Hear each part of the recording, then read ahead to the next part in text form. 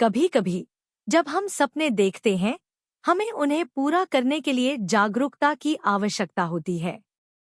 यह कहानी है एक ऐसे सपने की जो एक छोटे से गांव के एक लड़के रवि के दिल में बसा था।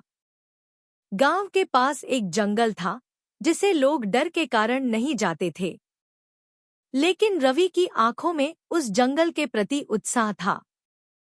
वह हमेशा सोचता था कि क्या वास्तव में जंगल में कुछ खास बात है, कुछ अनसुना और अज्ञात।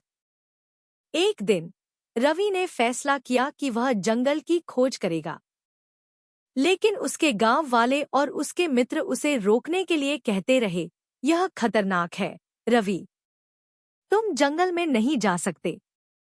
लेकिन रवि ने सोचा कि वह यह संभावितता कैसे जान सकता है कि जंगल में क्या है अगर वह कभी नहीं गया, और इसलिए उसने अपनी मंजिल की ओर प्रगति की।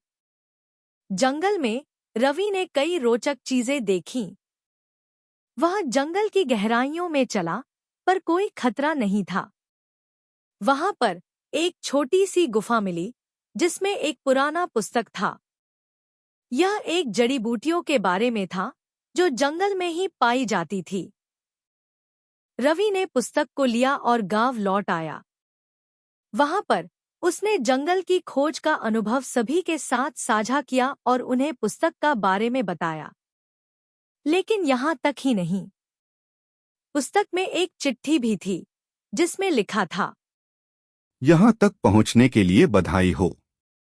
अब तुम्हें पुस्तक की जांच करने के लिए अगले कई रहस्यमय चरणों को पार करना होगा। यह सुनते ही रवि के दिल में एक नया उत्साह और उत्सुकता का संचार हो। इस प्रेरणादायक अनुभव के बाद गांव वाले और उसके मित्र ने समझा कि जंगल के बारे में सोचने का एक नया तरीका भी हो सकता है। रवि की साहसिकता और उत्साह ने सबको प्रेरित किया कि वे नए सपनों की खोज करें और उन्हें पूरा करने के लिए उत्साहित रहें। इस तरह रवि ने न केवल अपने सपनों को पूरा किया, बल्कि उसने दूसरों को भी एक नया दृष्टिकोण प्रदान किया, और उसकी खोजने की उत्सुकता ने उसे नए और अनसुने विश्व के साथ मिलाया।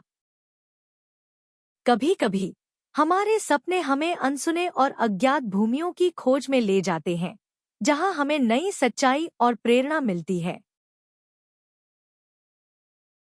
रवि की इस कहानी से हमें यह याद रखने को मिलता है कि सपनों का पीछा करने में कोई साहस और उत्साह चाहिए।